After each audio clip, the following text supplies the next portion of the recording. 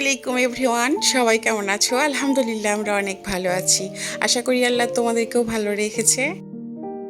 রমজান মাস কখন আসবে, কত প্রিপারেশন। এখন আমরা নিচ্ছি ঈদের প্রিপারেশন, রহমতের রোজা, মাগফিরাতের রোজা, আর এখন নাজাতের রোজা। আলহামদুলিল্লাহ আল্লাহ সুস্থভাবে কাটানোর তৌফিক দান করেছে।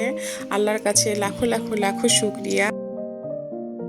যারা আমার চ্যানেলে নতুন তাদেরকে যারা ফ্যামিলি লাইফ ব্লগে স্বাগত জানাই এবং অনুরোধ করব যে ভিডিওটি ভালো লাগলে অবশ্যই লাইক দিও আর আমার চ্যানেলটা সাবস্ক্রাইব করে আমাদের সাথেই থেকো। আর যারা আমার সাথে প্রতিনিয়ত আমার পাশে আছো তাদেরকে অসংখ্য ধন্যবাদ। তো আজকের ব্লগটা শুরু করেছি সেই সকাল থেকে। সংসারের কাজকর্মের তো আর শেষ নেই। আমি আমার থাম্বনেল দেখে বুঝেছো আজকের ব্লগটা আসলে বেসিক্যালি ওই যে রমাদান ডে রুটিন বলো বা হাউসওয়াইফ রুটিন বলো, সব কিছু মিলিয়ে না মা হওয়াটা, বেলা শেষে আসে কি মা হওয়াটা। সো মা হওয়াটা কিন্তু এত সহজ না। আমি কেন বলতেছি সহজ না, দেখতে থাকো তাহলে বুঝতে পারবে। আজকে প্রথম থেকে ভেবেছিলাম যে আমার যে দুষ্টু দুইটা আছে তাদের পড়ার টেবিলটা আমি আগে পরিষ্কার করব, কেননা তাদের স্কুল বন্ধ দেওয়ার পরে না ওরা আরও বেশি যন্ত্রণা দেওয়া শুরু করে দিয়েছে। আর যেহেতু বইগুলা বেশ কিছুদিন ইউজ হবে না, যদিও আমাদের ঈদের পরেই কিন্তু ফাইনাল এক্সাম, হোমওয়ার্ক অনেকগুলো দিয়ে দিয়েছে, তারপরেও মনে করো বই নাড়াচড়া এগুলো খুব কম হবে। লেখাপড়া কম, বই নাড়াচাড়া কম হলেও আমার বাসা নোংরা বলো বা পড়ার টেবিল বলো, মানে বিশেষ করে তাদের এই রুমটা এত নোংরা থাকবে যেটা মানে নিজের চোখে না দেখলে বিশ্বাসযোগ্য না।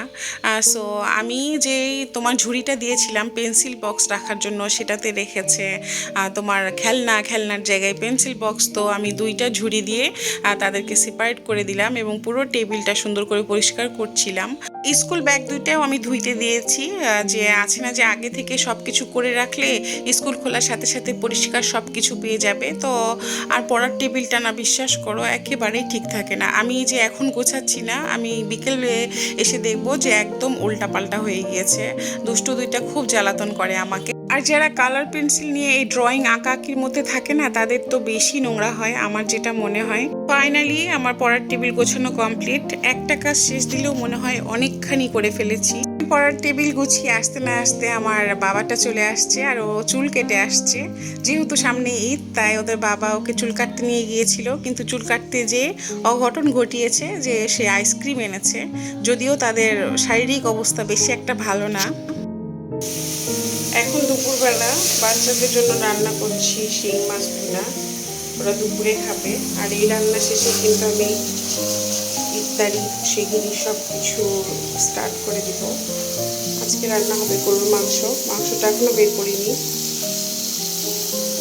তো ভাবলাম যে আগে ওদের শিং মাছটা ভুনা করে দেই, তারপরে আমি আমার মেন কাজে চলে যাব। বাচ্চারা যেহেতু রোজা রাখে না তার জন্য আমার দুপুরে কিছু না কিছু রান্না করতেই হয়। কালকে আমার মা চলে যাবে, এর জন্য ভাবলাম যে একটু গরুর মাংস রান্না করি। আর আজকে যেহেতু মার সাথে আমার শেষ ইফতার, এর জন্য কিছু স্পেশাল ইফতারও হবে।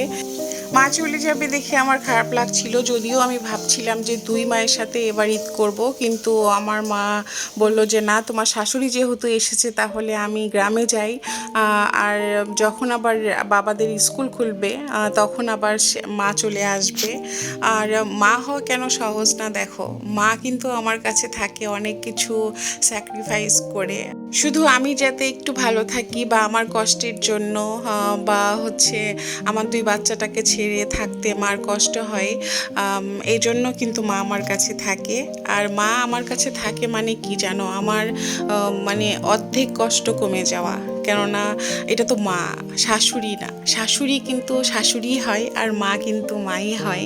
যদিও আলহামদুলিল্লাহ আমি দুই দিক থেকে অনেক লাকি, আমার শাশুড়িও অনেক সাপোর্টিভ, অনেক ভালো। কিন্তু একটা মা যতটুকু তোমার জন্য এগিয়ে আসবে সেক্ষেত্রে শাশুড়ি হয়তো 90% আসবে। মা যদি 100 আসে শাশুড়ি আসবে 90%।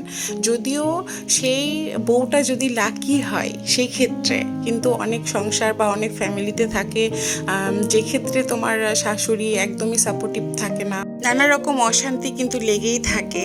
কিন্তু আমার শাশুড়ি যেহেতু আমার কাছে একেবারেই থাকে না, অনেক দিন পর পরে আসে, সেক্ষেত্রে আমার তার প্রতি চিন্তাধারা একরকম, বা আমার শাশুড়ির আমার প্রতি চিন্তাধারা একরকম।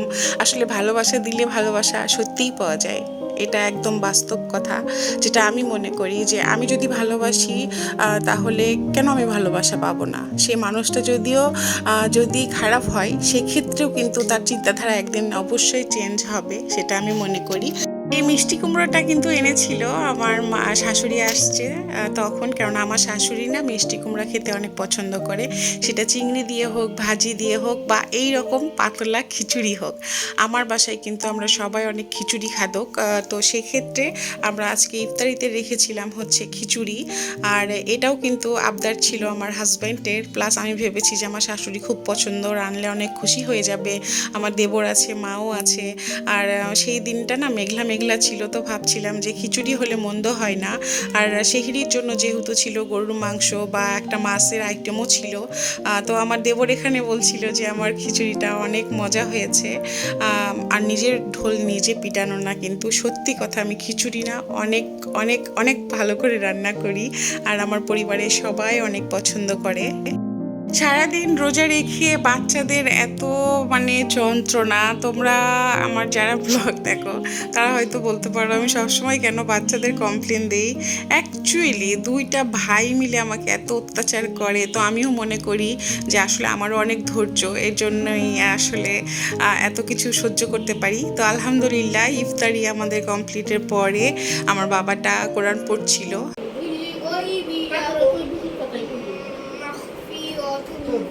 وأجر غبير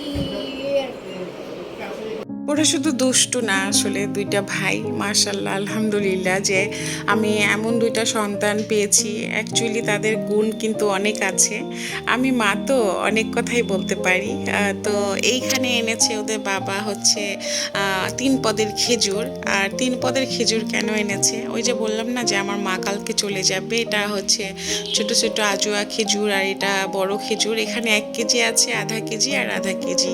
তো এই আধা কেজিটা আমার মাকে দিয়ে দিব, যেহেতু বাড়তি তোমার কয়েকটা রোজায় আছে, এর জন্য মা যেহেতু ওখানে একা কে বাজার করে দিবে, এর জন্য যতবারই মা এইভাবে যায় তখন মায়ের সব কিছু প্রয়োজনীয় আমরা এখান থেকে দিয়ে দিই, যাতে মানে উপস্থিত মার কষ্টগুলো না হয়।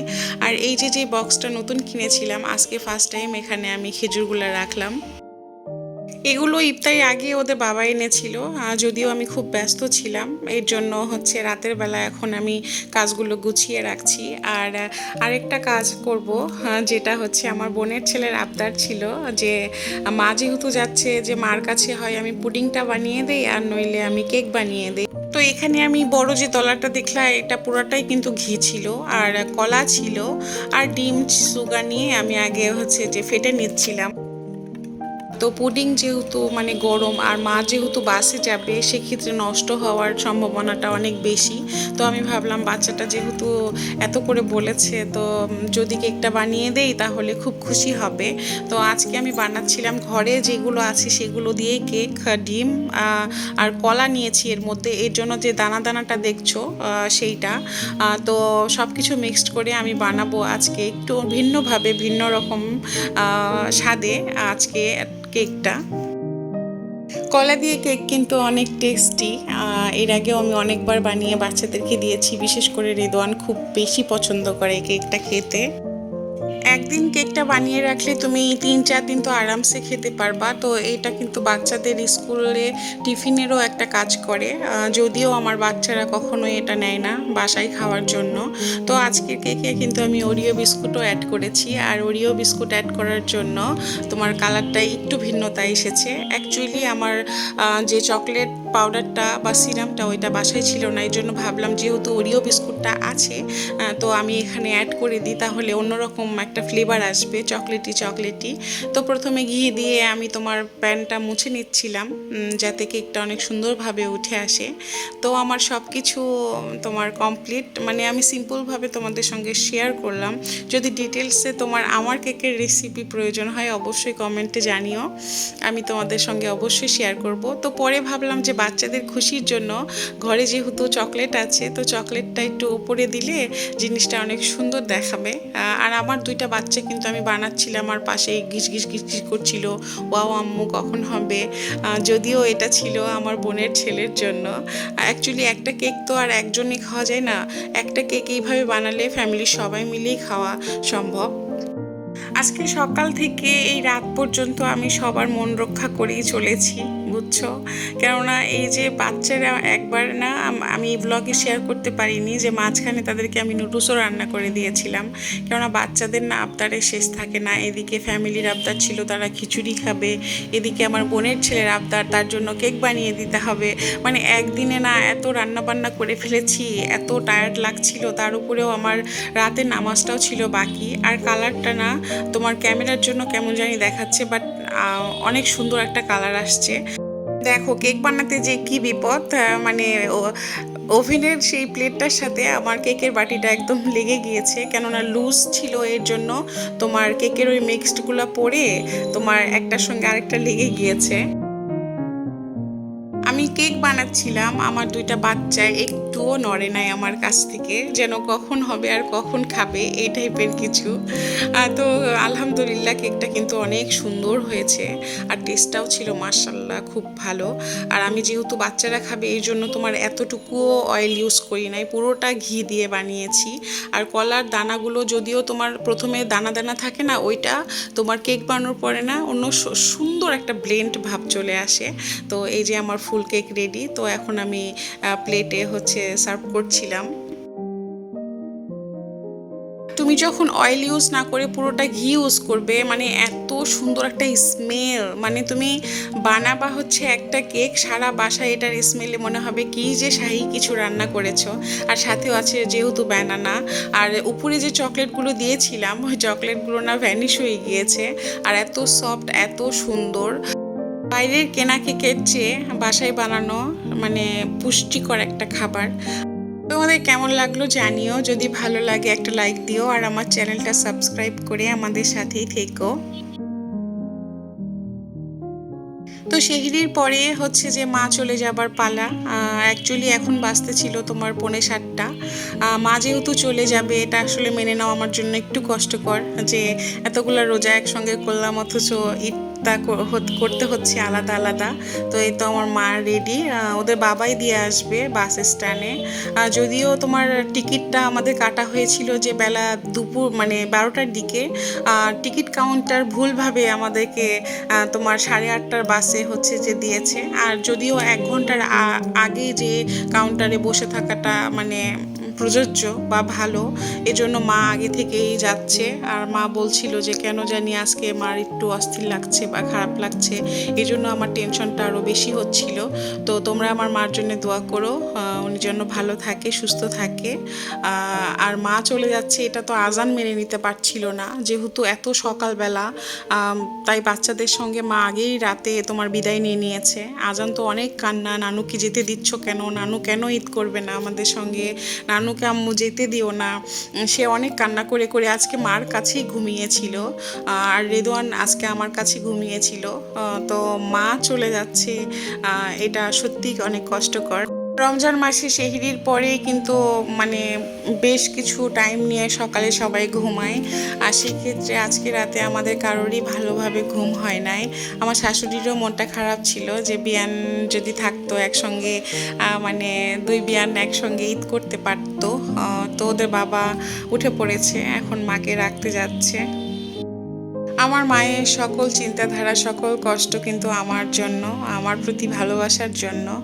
সো মা তুমি ভালো থাকো, সুস্থ থাকো, অনেক ভালোবাসি তোমাকে। তো আসলে মা হওয়া না অনেক কষ্টকর, এখন মা হয়েছি বুঝতে পারি, অনেক সময় প্রকাশ করতে পারি না। তো মা চলে যাচ্ছে, দেখলাম। তো তোমরা ভালো থেকো, আজকের ব্লগটা এখানেই শেষ। আজকের জন্য আল্লাহ হাফেজ।